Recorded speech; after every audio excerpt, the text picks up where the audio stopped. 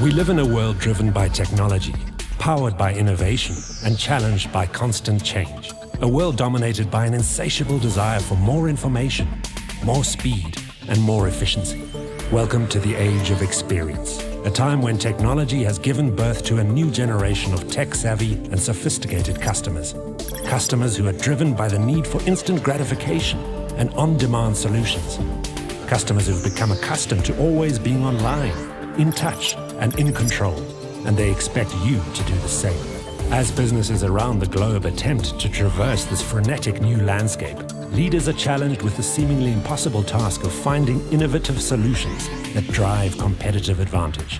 So how do businesses and leaders alike ensure that their vested interests and service offerings remain relevant in often overcrowded and saturated markets? The answer lies in shifting our thinking, challenging our mindsets, and adapting our businesses to the ever-evolving needs of the new generation customer. The battle for market share will be won by those who intrinsically know their customers better than their competitors and provide agile solutions that meet their constantly changing needs. Let's take a journey into the fascinating concept that is customer experience. So everywhere we go today, everybody's talking to you about customer experience and how this is key to your competitive differentiation moving into the future.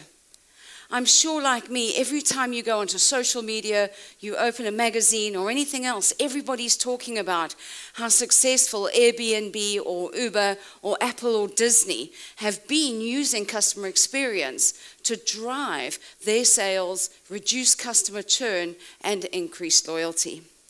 But what never ceases to amaze me is that how few people still really understand the concept of customer experience.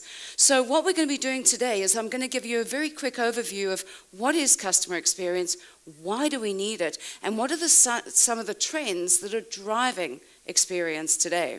So let's start at the very beginning and say, what's the difference between customer service and customer experience? Well, it's very simple. Customer service has traditionally focused on the face-to-face, one-to-one interaction that a customer has with our business.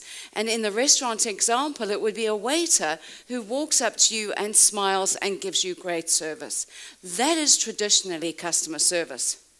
Customer experience, on the other hand, takes a 360-degree view of our customer. From the time that customer starts to think about using your product and service, and whether they're looking at you on the internet, what are they seeing? What are they feeling? What are they thinking? And what are they finding? All the way through to their point of purchase. And afterwards, once they've used your product and service, how do they feel about it and how likely are they to come back? So what I'm going to do very quickly is look at two of the key trends around customer experience and some insights that we can learn from some of the amazing companies that are using it to drive sales. Let's start at the very beginning. The most important thing at the moment is creating a frictionless experience for our customers. When I talk about frictionless, I'm talking about when people go onto your website, are they finding what they need when they need it and how they need it? Because if they're not, they're going to abandon the purchase before they even get there. The expense is too high. Other things are, with all due respect, banks. Banks who are asking us to fill in forms with our name, our address, and our cell phone number when they've already had it on record. These are obstacles to an experience. Have you checked the experience your customers are having? And in this regard, I want to show you how companies like Starbucks do it. We think we walk into Starbucks and we buy a cup of coffee. Starbucks have a philosophy where they look at 20 experiences in one cup of coffee. Starbucks are checking the whole time. Before you walk into that store, what are you seeing, thinking, and feeling on social media about them? When you walk in the store, how is that smell of coffee driving you? How are the people treating you? How is that experience? How hot is the coffee? They are using customer journey mapping to check what their customers want and work out exactly how to deliver it to them. This is how they're doing it, all right? The next trend is around what we call personalized or a humanized experience. And it's really, really interesting because you know what? As human beings, we want to belong to a community. And what's really interesting is this is the year of humanity. And in fact, what's happened is the Japanese people call this kando.